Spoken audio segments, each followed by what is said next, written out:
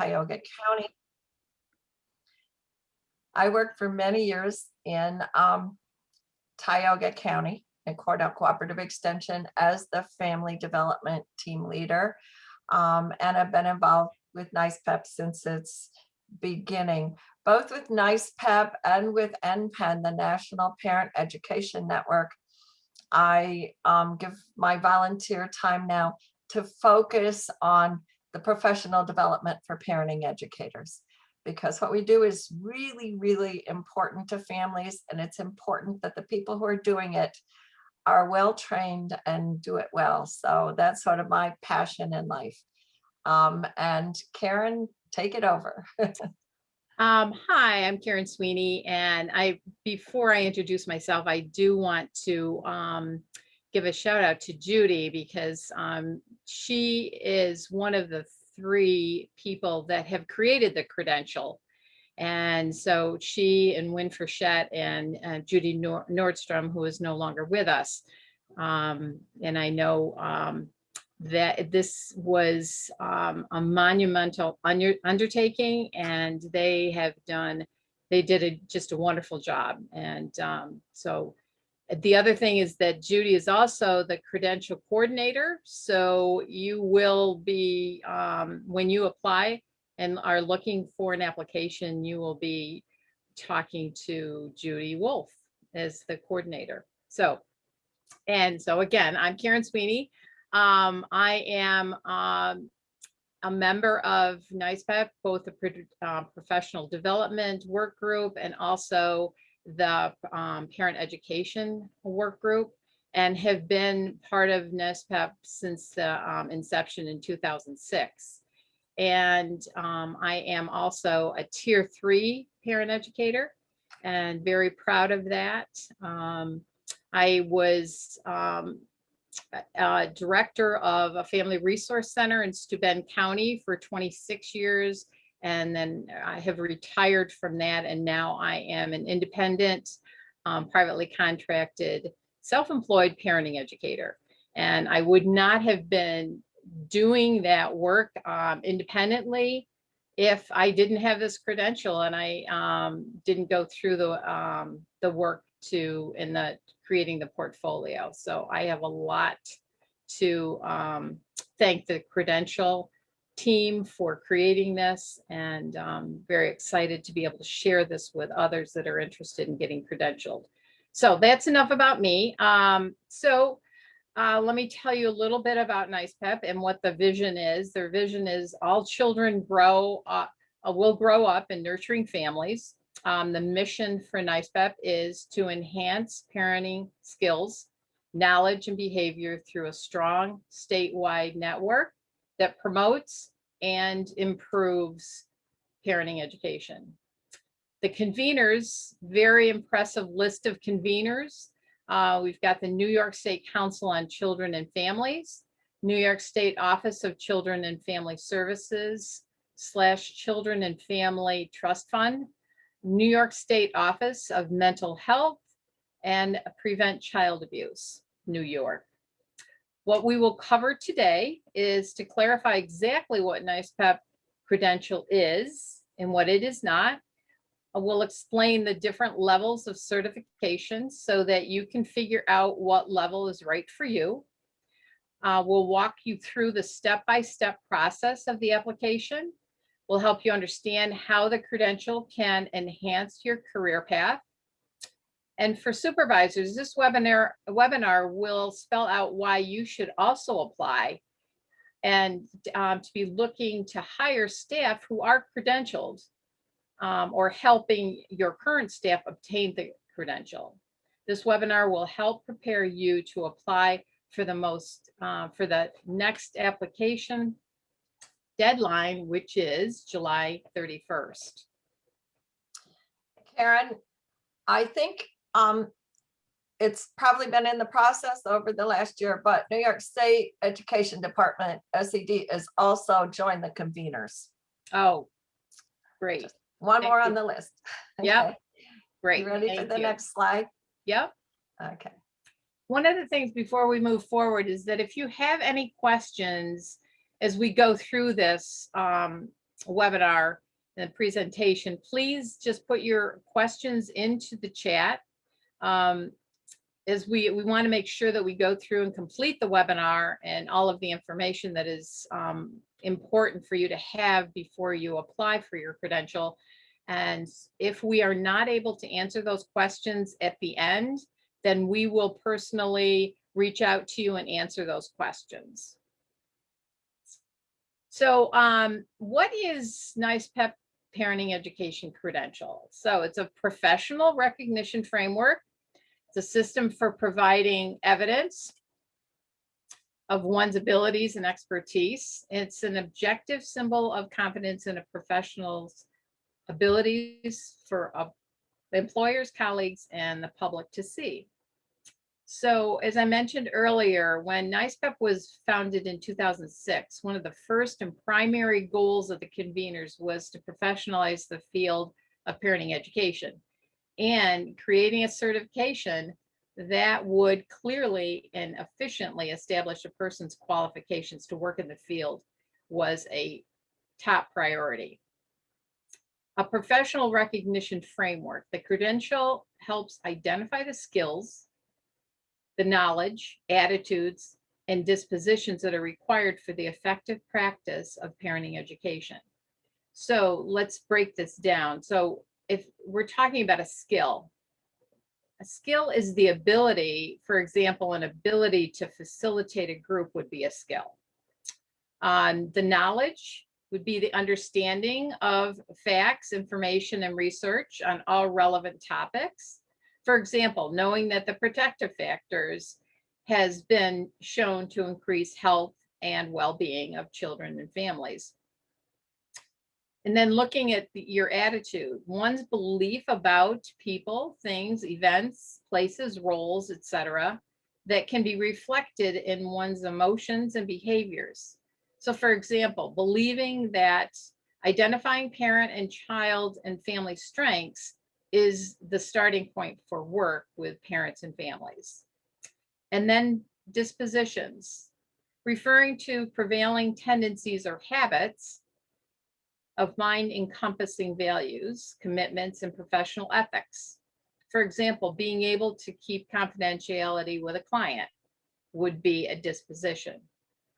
So we call these skills, knowledge, attitudes, and dispositions competencies. So the NICEPEP credential establishes and recognizes those competencies. Evidence of your abilities and expertise. The credential application requires one, to demonstrate education, demonstrate training or experience in each of the competencies by documenting that education, training, and experience, and then writing short statements to show that you understand salient points about each of those competencies. So with applications being reviewed and approved by a panel of experienced parenting educator professionals, credentialing is a way of establishing credibility within the field. It provides a way for parents and caregivers to determine who they choose to receive parenting education from. It allows for organizations and funders to ensure quality in staffing, programs designed to enhance parenting skills. So at this point, I'd like people to enter into the chat room if you are if you have the application and you've started to work on it, or you're just contemplating and wanting to get more information, and that's why you're attending this webinar. So if you could enter that into the chat, that'd be great to help us. So what the NICEPEP, so the next slide, Judy.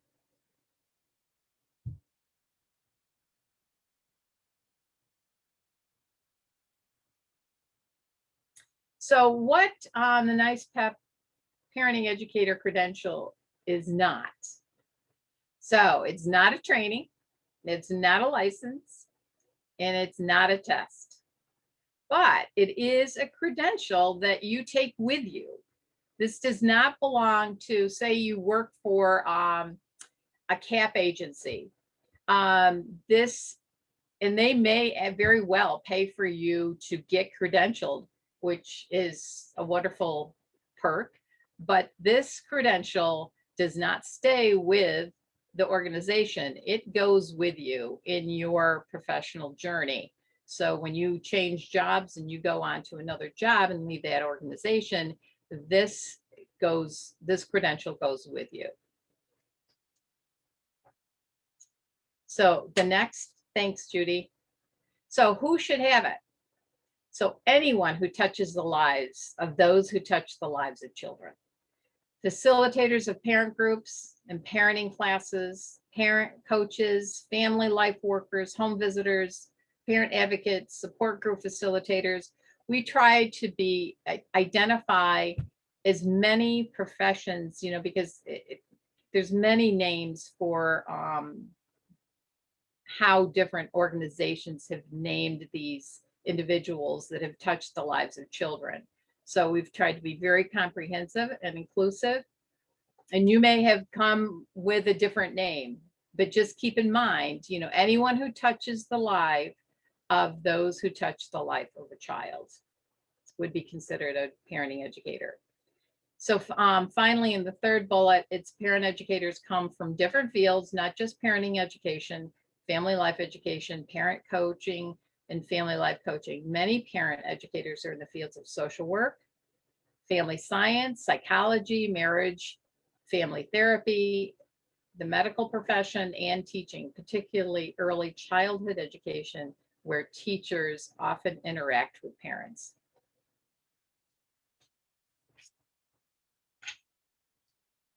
So why should I get the NICEPEP credential?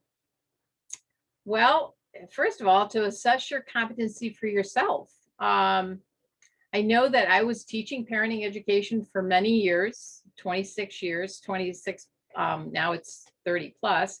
But when I applied for this credential, it was, the journey was really a very self-reflective time for me to really take a dive into, like, okay, I've been doing this for a long time. Do I really know what I'm doing?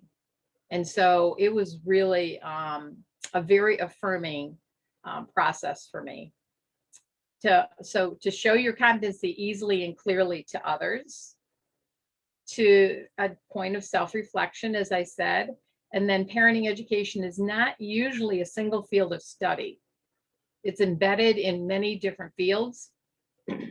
Their credential provides a framework for the competencies that are needed specifically for this work. So the credential is an opportunity to be certain that you have the needed knowledge, skills, attributes, and dispositions to do this work, and then to demonstrate that to others. This gives those that you serve the confidence in your abilities, and also will potentially afford you more opportunities, like being self-employed as a parenting educator, and being able to serve in the field, to be eligible for promotions, for raises, for various positions. So as I said before, I wouldn't have had the confidence to become a self-employed parenting educator if I did not apply for this credential and receive it.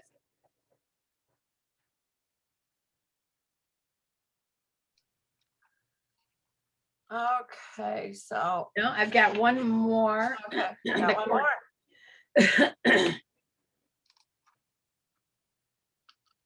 So we've been talking about the slide is competencies, right? Is there a slide missing? Yeah. Okay, all right. So the core competencies is listed here. It's a very, very comprehensive list.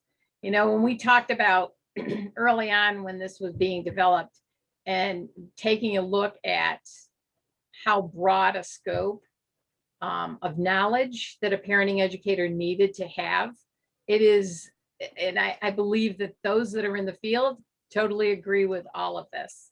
But what a wonderful way of not only you validating, self-validating yourself, but also being able to talk about this field and how comprehensive it is with your employer and with those that are making some decisions about supporting and endorsing this credential. So in the list, the purpose of parenting education, human growth and development, social and emotional development, health and safety, strength-based communication, parent development and family systems, nurturing discipline, community systems and resources, technology and media, adult learning and learning styles, working with diversity, facilitation skills, professional identity and boundaries, and professional ethics. Quite a comprehensive list. And I am sure, I think that it can be a very intimidating list, but as you take a dive and you really sit down and spend some time, because this is not, I do want to stress the fact that this is not something that you're going to be able to hammer out in a weekend. This will take some time, and I think it's really important for you to take the time, because it is a journey well worth taking. Okay, I'm going to hand it off to Judy. Okay, before I change the slide, I want to say a little bit about these competencies, because while Judy Nordstrom and Wynn Frechette and I did work very hard and with a lot of other people's input, we had lots of resources coming to the table. People have been working on what is the list of competencies for parenting educators for nearly 20 years. There's been a group with NPEN, National Parent Education Network, who have been looking at competencies in the state of Minnesota. They have a license for parenting educators as a part of their education system. And there are articles written by some of the people who helped develop that, like Betty Cook and Glenn Palm, that have been out there in the literature for 15 to 20 years. In 2011, a group of us from across the country gathered in Oregon to talk about trying to standardize across the country a list of competencies and move forward the profession of parenting education.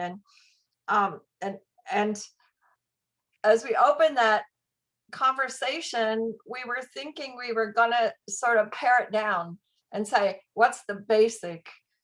And then there's all these extra stuff you can add on to it.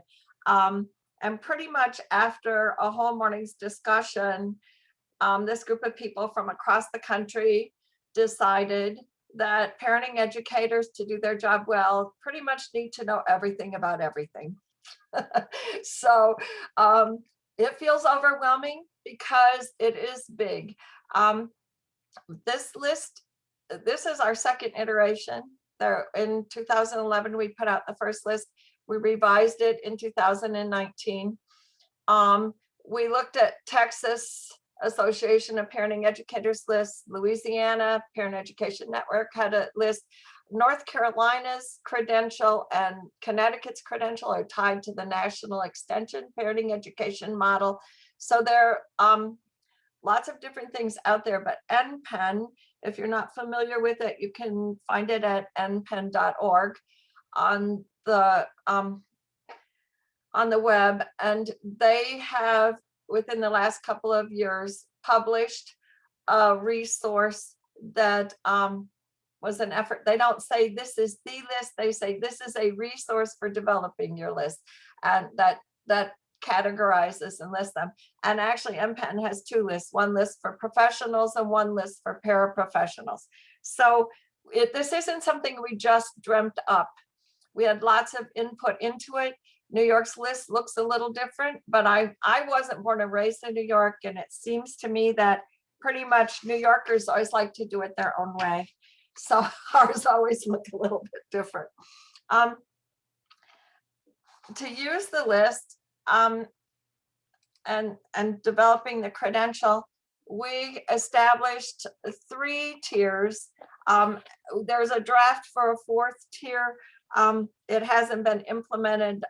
We haven't had the interest or the ability yet to implement at higher levels. But so the credential tiers as they exist, the beginning tier is called Credential Parenting Resource Associate. So that's not for those who are teaching. You'll see in the text there, not teaching. It's for those who are supporting us, who are doing the teaching of parents. When I had family resource centers that I was managing under me, we had staff who helped provide care for kids while parents were in a parenting class, or served receptionist and greeting roles and helped maintain the space.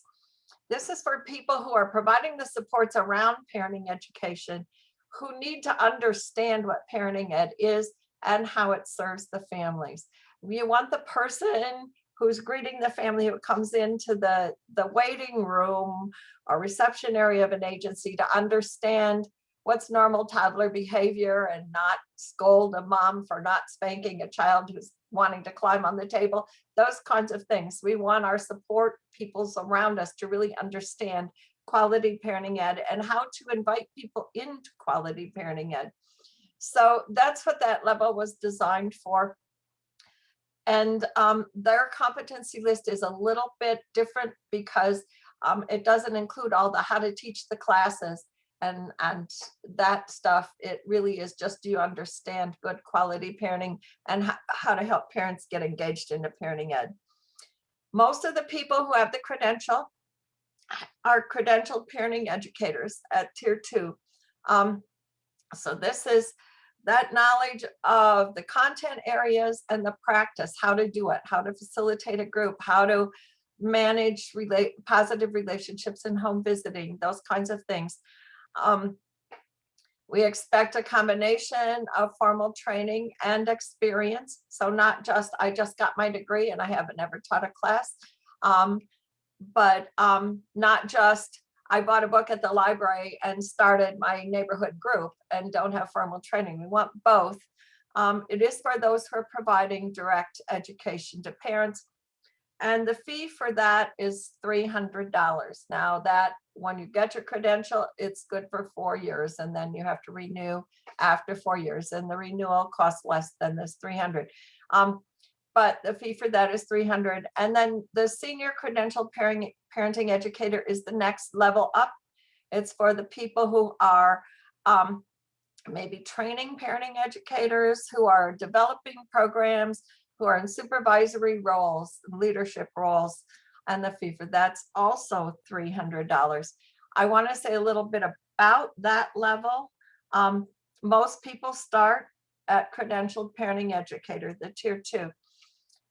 Tier 3 applicants need to have earned the tier 2 first, or else they can. We have some people have come to us with a master's degree and who are already working and providing leadership and supervising. And we do allow people to apply for 2 and 3 altogether. It still is both fees, so it's still $600. And the review team would process the tier 2 first and make sure that all those expectations were met, and then the tier 3. So tier 3 is different. The application looks different. And after we leave this slide, we're not going to talk about it more today, but if that's what's appropriate for you and you have tier 2, or if you'd like to do this, doing both of them, you can talk to me about it. You can email me at the credential coordinator address and we can explore it. But tier 3 is longer essays, 500 words or more, about each one of these topics: program implementation, staff supervision, working with selected populations, program evaluation, and then group development and process. So tier 3 is a whole nother level where we expect more formal education, more responsibility in your work, and I guess honestly a lot more writing in your application. So from here on out, we're going to be talking primarily about the credentialed parenting educator, the tier 2, where most people start. So this is just a little picture here to show you what the application process might feel like. So if you start where we are now today, the next step is to contact the credential coordinator. many of you already have done that in the past over the last couple of years, and we've done some updating and changing. And so it's important to do that again, to contact and request the materials. And the next step is to register with Aspire and record your education and training and experience there. Karen's going to talk about that in a few minutes. As you move forward, we do have mentors who are willing to work with the applicants. Mentors aren't going to sit beside you as you write the whole thing, but you can send a draft and say, can you give me a reaction? Am I going the right direction? Or I don't know what I should think about in doing this piece. And they'll give you that feedback. So once you've completed your material in Aspire, then you begin, whoops, I knew that was going to happen if I touched my mouse. You begin preparing that application. Karen's going to talk about all the steps. Get letters of recommendation and submit it to me. Most of it can be submitted by email. It doesn't have to be printed and mailed. There, you do have to fill out in a form and sign it and send the check in a separate by snail mail. Then it goes to the peer review panel. The panel is a group of other credentialed parenting educators. And there will be 3 to 5 people who will read it, who will meet and discuss it. One of our goals in this whole process has always been for all of you to be successful. So once you send the stuff into me and your money to me, that application is good for a year. So if the panel says there isn't quite enough in this area, we would suggest reading this article or looking at another webinar about this topic, or tell us more about how you do this because we're not sure. Those requests for revisions will come back to you, and you'll have the opportunity to make those changes and make those additions. And you have up to a year to complete all that. Now, when we send the initial request, we'll say, can you do this in 2 weeks or 4 weeks, depending upon what we're asking for. But the bottom line is the review panel will work with you to help you be successful. It's our intention that anybody who goes to all the work to develop this application will be successful. And over the years, since our first ones were awarded in 2012, there are, Karen, maybe 3 or 4 people who have, and in the end, completed everything and been successful. And those were people who said, okay, no, I don't want to do anymore. Not people who we said, we don't want you. So we will help you be successful if you are out there active as a parenting educator. Once you've received your credential, it's good for 4 years. And then you you can renew, which just says, here's what I've done for training in those 4 years. So we know you're continuing to do more professional development. Or if you're credentialed at tier 2 and now have new job and more experience and more training, you might want to apply for tier 3 instead of doing just the renewal. So that's what the process looks like. I know that's a lot of talking, but it sort of lays the groundwork for Karen's going to break it down into pieces for you now. Great. So I was not familiar with Aspire, the Aspire registry. So this part was probably somewhat intimidating because you need to gather all of your certificates, your training credentials, your things that I'm sure that you have held on to, but you probably don't know where everything is. So my best advice for you is to just take a dive into those folders and pull out all of your certificates and just, I'm sure that you've got it. I mean, if you're in this field and you've been working, for even a couple of years, you've taken this information seriously and this training seriously. So you must have your certificate somewhere located. And so that's what's so awesome about the registry, is that once you've gathered all of that, you can put it into this registry and you will have it, and you won't have to bother tracking it down in the future. So just to, go through what the registry is. New York Works for Children, which is NYWFC, is the state's integrated professional development system for the early childhood and school age workforce. So the New York Works for Children is home to the Aspire registry, and it keeps track of the important information about your career, including training and professional development. And you can also register as a credentialed parenting educator, and people seeing you will see that you have that credential, and they'll be able to locate you and contact you and see if this is something that you would be able to do for their organization. So how does Aspire help you professionally? So as I mentioned before, it helps you to keep track of the professional development events, your employment history, and other milestones in your career is an important professional responsibility. So with Aspire, you can list information about why you studied, where you studied in school, the positions you've held, and any special credentials or certificates that you've earned. Not to mention, you need an Aspire profile to take advantage of the statewide training calendar or become an Aspire approved trainer. This will also put you on a registry for possible future clients and employment opportunities. So it is definitely, professionally, it is a smart thing to do, to be able to have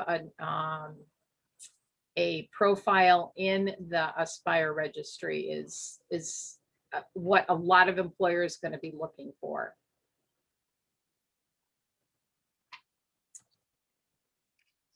Okay, so this is what the website page looks like, and keeping in mind, that's the name of the website. It's www.newyorkworksforchildren.org. So just going to that registry, applicants should log on to the Aspire registry at that website. Click on the Join Aspire button. And please note that the website may look different because they're looking at and developing a new website. So as long as you have the correct website location, you're going to come up with that. So follow the instructions on the website or the Aspire registry instructions for trainers. You document included with application materials, which is what you would receive from Judy when you apply for the credential. So you should also read through the guidance provided specifically for NYSPEP credential applicants. So we're going to be listed there as one of the options, so you would be able to select that.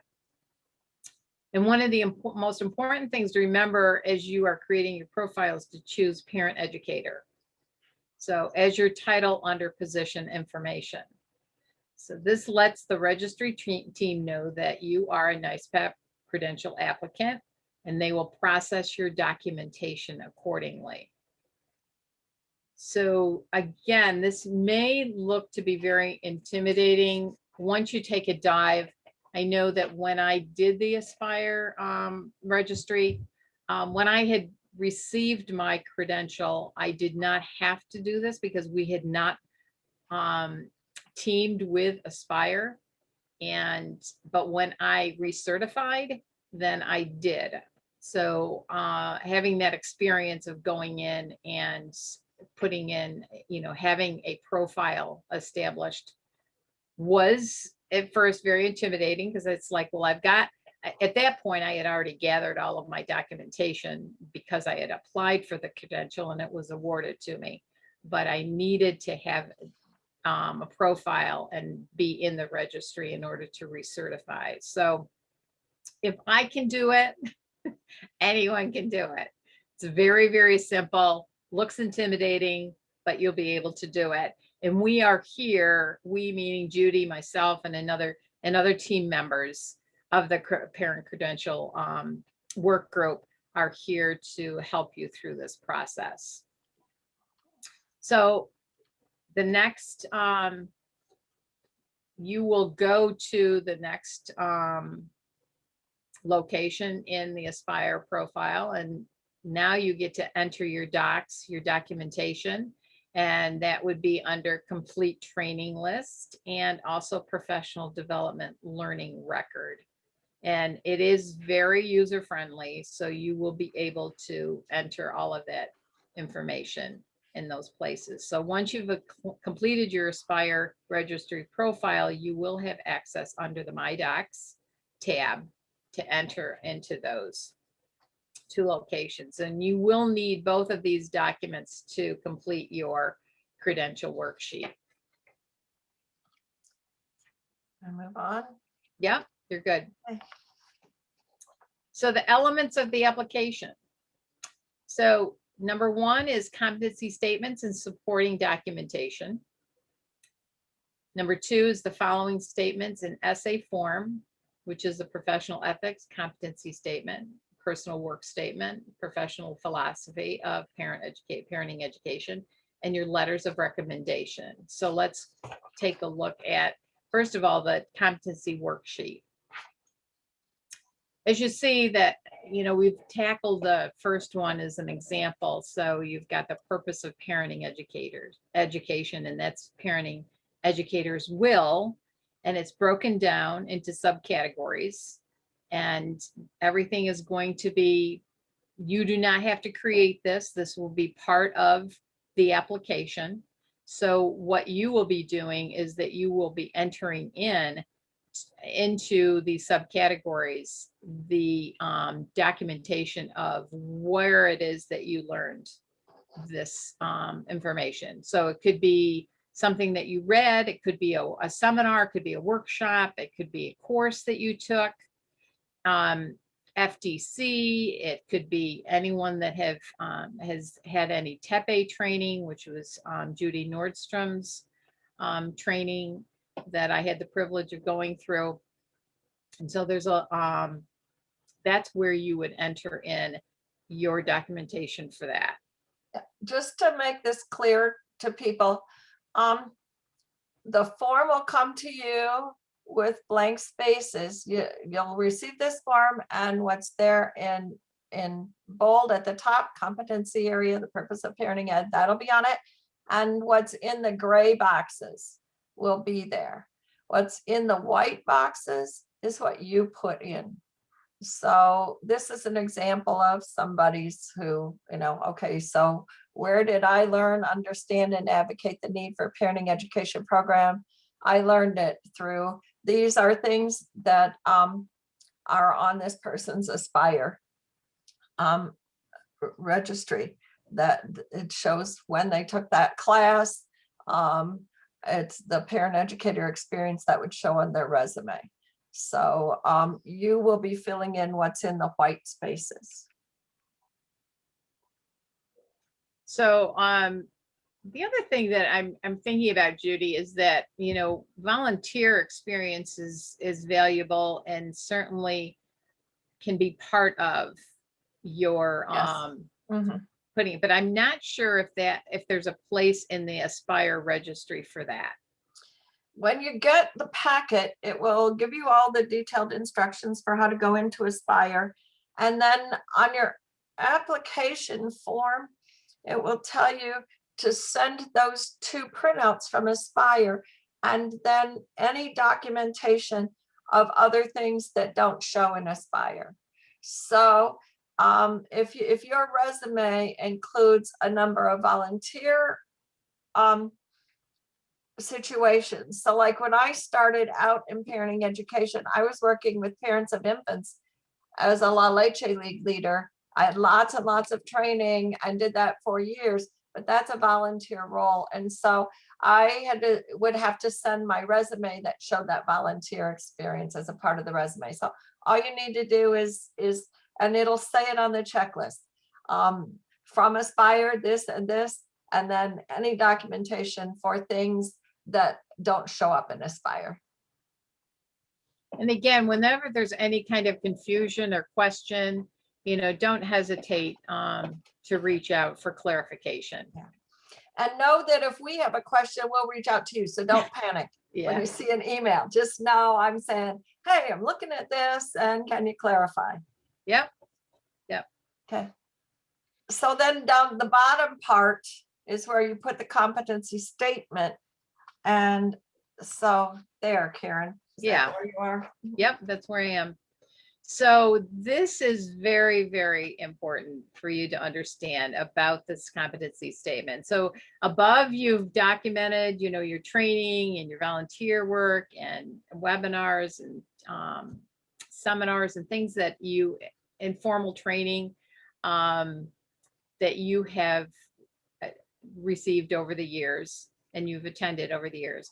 The competency statement is writing a paragraph and describing your understanding of this skill and your experience with and the philosophy regarding this competency.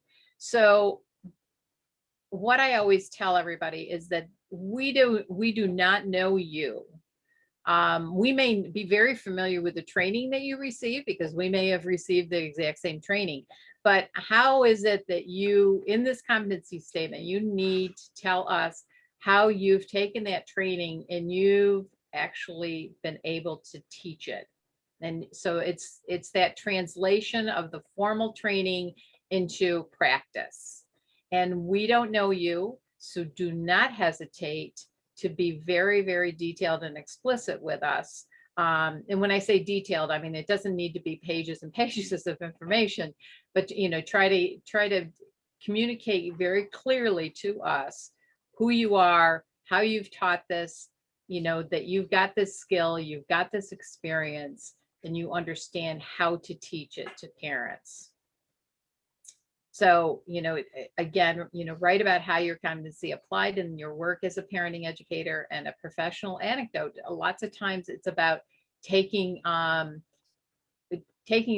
competency and giving us an example that you have when you have taught that certain competency to a class or if you've done any kind of one-on-one work with individuals. Okay, the next one, Judy. Yeah, I think we're there. Ethical practice. Yeah. Yeah. So writing your ethical practice competency statement.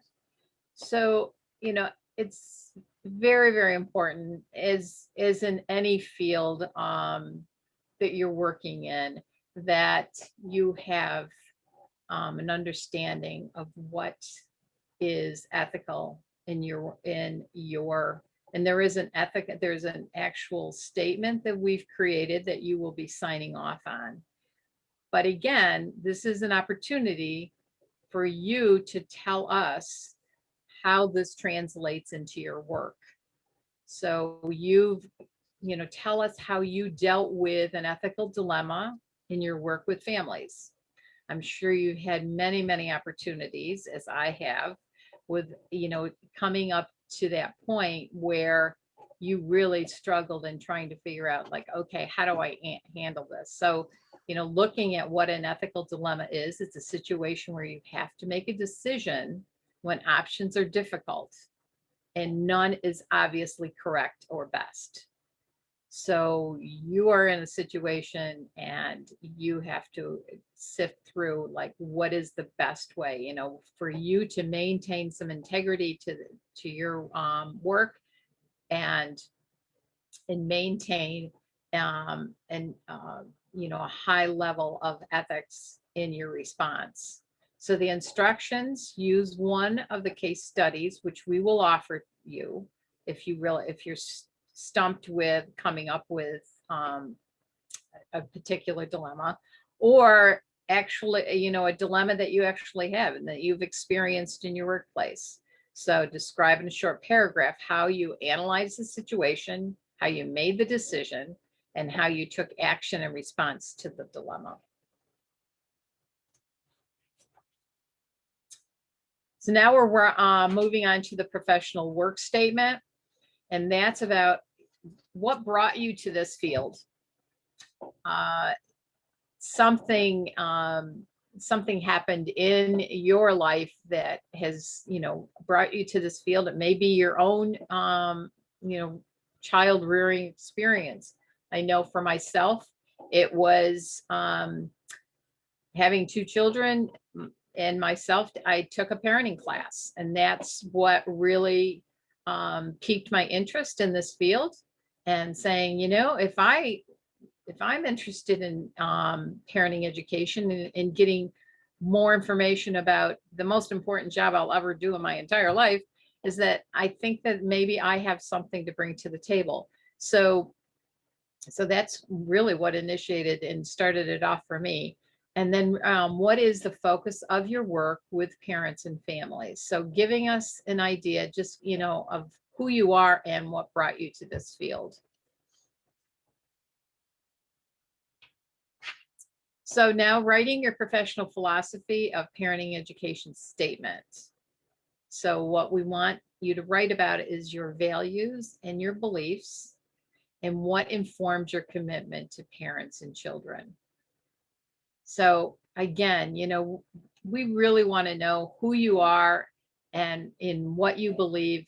And, there's been many, many times, I have to say, because I have sat on the review panel, that I have just been so in awe of those that are in this field and what they bring to the table. And I'm a better person by, reading your application and who you are. And you're an inspiration to me. So, it's been a privilege being able to be a part of this work for sure.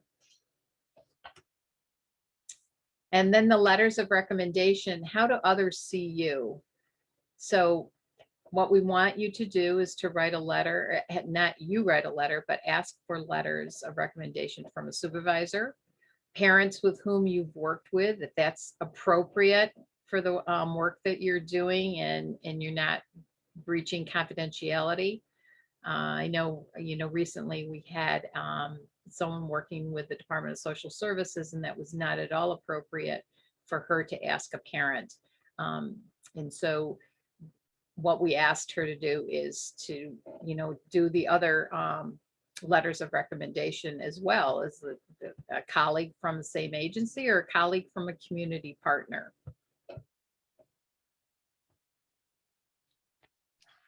And we only ask for 2 letters. Our first top choices would be from a supervisor, or if your supervisor, some of us have supervisors who don't know anything about parenting ed. And so a colleague who's working at a supervisory level who understands parenting ed, and from a parent. But if you can't get it, then we look for other options. So, but you only need 2, not 4. Okay, so Karen went through lots and lots and lots of pieces. It looks like a lot. And so we put together a number of supports to help you with it. I'll go back to the pieces and how you manage all of that in a minute. One of the things we have available right now, we haven't had this available before. We have it available this year. We have a limited number, but we have quite a few opportunities right now. Office of Children and Family Services has provided NICEPEP with some money for scholarships for applicants, and the Credential work group itself has a source for some fees that we're putting directly into scholarships. So right now, we have a limited number of scholarships on a first come, first served basis that are partial scholarships. So for those who are applying for the Credentialed Parenting Educator, where the fee is $300, you can apply for a $100 scholarship, and then your fee would go down to $200. Or if you are applying for the resource associate at 150, you could apply for a $50 scholarship. To do that, all you have to do is when you request the application packet, also request a scholarship. And actually, I've been sending them out to everybody. But once you submit that application, because we don't want to assign them to people and then have people not use them and other people be waiting. They're on a first come, first served basis. So once you're awarded the scholarship, we ask that you complete your application and submit it within 30 days. And so this is just because, so if we award you a scholarship now in June and you say, there's no way I'm going to have to wait until the January deadline, then we're going to roll that scholarship over to somebody else who's waiting for it in June. Okay, because we have deadlines on which that money needs to be spent, especially with the OCFS grant. So that's available right now. In addition to that, to support you, we have credentialed parenting educators, and most of the ones who are helping with this are people who've are also sat on peer review teams, reading applications, but who are willing to serve as mentors, who are willing to provide you some support. We allow the mentors to set the limits on how much they're willing to do. And typically that works out as sending a sample of your competency statement and saying, am I right on? Or emailing a question, I'm not sure how to address this, and then giving you some ideas. They're not going to proof your application for you. They're not going to have lots of hours available to give, but they will be available as a listening ear to bounce things off of. The other thing we're going to do in June and July is on Fridays, June 11th and 25th, and July 9th and 23rd, from noon to 1 p.m. Karen and I will be available on Zoom. Everybody who's registered, everybody who's been on this webinar will get the link. We'll email you the links. And those are drop-in meetings. So if you have a question, if you just want to hang out and see what other people's questions are, because sometimes somebody is brave enough to ask a question and other people go, oh yeah, I wanted to know that too. You're invited to those Zoom discussions, and it's simply going to be a question and answer and that kind of format. It's not going to be a presentation that we prepare for you. Okay, and the scholarships, which I just addressed. I know we're getting very close to an hour, so I always talk fast, and now I'm talking faster. We do have the July 31st deadline. The next one will be January 31st. So how do you begin? And a number of questions have come through in the chat about some of you already have received application packets. It is important at this point that you email credential@nicepep.org and request a new packet. Because we've had updates, we've added some pieces like a one-page start out with Aspire and do this and this, and then move to this that sort of walks you through it. And we've taken some things, some of you have received packets that are just huge with a whole lot of stuff in them that you don't really know what it is or how to use it. And so we've tried to simplify the packet. So please, if you are eager to move forward now, and whether or not you want to apply for a scholarship and work toward July, or if you are thinking, yeah, it's not going to happen in the way my summer looks, but I want to apply by January 31st, contact that email, credential@nicepep.org, and I will send you a new packet.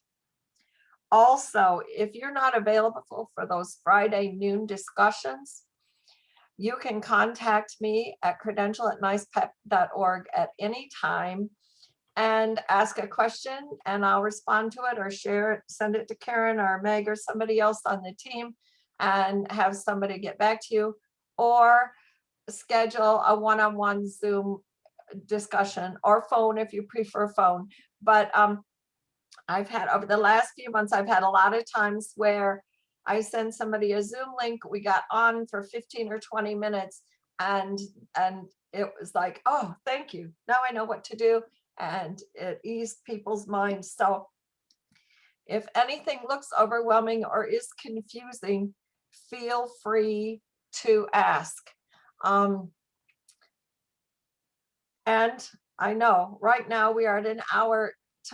I don't see other questions in chat other than the stuff about this will be recorded and you'll get a link to it. And yes, the packets are new and revised. So please request a new one. If you have a packet that maybe you got last fall and you've begun working on some pieces, that's okay. But some of you got the competency statements that were the prior list. And so some of those things, the ethics forum and stuff like that, may be the same, but please request a new packet. And if you haven't half done and you're going, oh, what do I do with this? I will talk with you and we'll work through that, because we don't want you to do extra work. Are there other questions? We send the email to credentials@nyspep.org to get the packet. Yes, Okay. that's correct. And the scholarship? Yes. Okay. In your email, just say you want a scholarship application. Okay, thank you. Okay.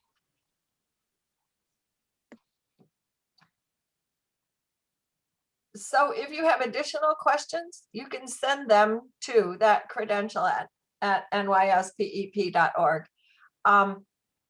And I will do my best to answer them. And Karen and I will be on next week on Friday, on the 11th at noon. So feel free, if you get the packet, feel free to come back and ask questions after you've seen it. And if it isn't obvious to you what you need to do. It's our goal to make it work for everybody. We're not trying to, I've lived in university communities ever since I went away from home to go to the university. I'm married to a university administrator. And this is not at all like the first college calculus course or the first college engineering course where they're trying to flunk some of them out and test and see if you're good enough. We really are we really are working to make sure you're all successful. I see now, what's the time frame to complete the tier 2 education training? There's a recommended amount of, first of all, we don't offer the training. There's a recommended amount of education and training, and that is on a form at this website. But Christina, I'm not exactly sure what your question is, because we don't offer training. We look at the training and experience you have and assess it. So if that isn't, if that's not answering your question adequately, feel free to email. The time frame for completing the application, it usually takes people a few weeks to do it. How long will it take to complete the process? I know people have probably done it in a week or 2 weeks and they blocked it out and they just dove in. Aspire takes a little while to process your stuff. Once you get it all in, then they have to screen it and process it and make it available when they've validated everything you put in. So I usually tell people, expect to spend 4 to 6 weeks if you're having to fit it in around your work and your family. And I don't know, Karen, do you want to? It depends. Some people are very comfortable writing those competency statements. Others, they come more slowly. But if you have to fit it around work and family and can't just take off work for a week to write it, expect it to take you a month or 6 weeks, but you can start now and be done for the July 31st deadline. Absolutely. I think that, I think what happens lots of times with anything that, is a large undertaking is that, you put it off and you put it off because it comes across as a very intimidating process. But, just, step into it, gather up all of your documentation, start entering it into Aspire, and, just wrapping your head around the competencies and what you need to enter into those competencies, and it really will, it'll all come together. But please don't, again, I said it earlier in the presentation, don't think that you're going to be able to pull this off in a weekend. Because if you really want to do this justice and you don't want to have to do a lot of rewrites, just really, take your time, take a deep breath, and just enjoy it, because this is about you telling us and really, impressing us about what you've done for, how many years you've been doing this already. I mean, some of us have been doing it for a lot longer than others. But, just, and you will appreciate it a lot more the longer it takes, actually. So, because you will have done a good job of putting in the application. There's a big difference. We've seen the difference between, someone that was, trying to do it in a weekend, because you run out of steam at the end. It's like, okay, now I've got 2 sentences for the last competency, and it's obvious that, you ran out of steam. So just enjoy it. Enjoy the journey. Antoinette asked about the deadlines. Yes, our upcoming deadline is July 31st. We have typically over the last few years had a deadline on January 31st and July 31st. All of the people who are on review panels are volunteers who are working, most of them full-time as parenting educators, just like you are. And so we try to block out, okay, if we get things by July 31st and we process and manage all of the paperwork and make sure we have all the right pieces and send them to the panel to read, and then they discuss. They begin late August into September, really having their meetings to review and discuss. And if you need to do revisions, then they would be asking for those, like probably in the September timeframe.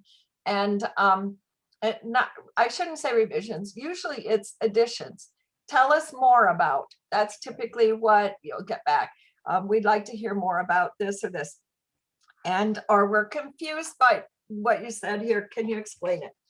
So then, so we're into October by the time we have those approved and credentialed.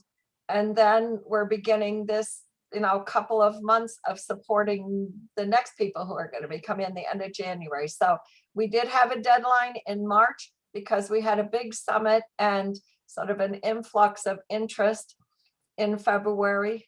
But typically our deadlines are July 31st and January 31st. Just an FYI too, I'm thinking about recent applications, is that be careful of the acronyms. Again, do not assume that we know, all of the acronyms, those that are on the review panel. So, identify what the acronym is. You can use it after you've identified it, but tell us what the acronym is so that we don't have to guess what it is. Lisa asked about a revision fee. Now, that's what I meant when I said your application fee, so the $300 is good for a year. If we've been communicating back and forth, the same panel has been communicating back and forth with an applicant for a year and still haven't reached a point where we feel we have an acceptable application, we ask for an additional fee. But that has not ever happened. We just made the decision that it would be good for a year. So once you've paid that fee, the work group myself as the coordinator or whoever fills these shoes following me, and the review panel that's working with your application is committed for up to a year to move it through and have it be successful. Mhm. We definitely didn't do this in an hour, which is not surprising because I always talk too much. But I don't want to keep people. You can feel free to ask questions at that credential@nicepep.org at any time, and do request an application packet. And over the next, I don't know that I will get them all out tomorrow, but if you request application packets right now in the next day or two, early next week, I have time blocked out to send them to you. And next Friday, on Friday the 11th, we'll have one of these open discussion times. Thank you for your time. I know it's precious. I know everybody's working hard. And thank you so much for your interest in the credential. And I'm eager to work with you as we move forward.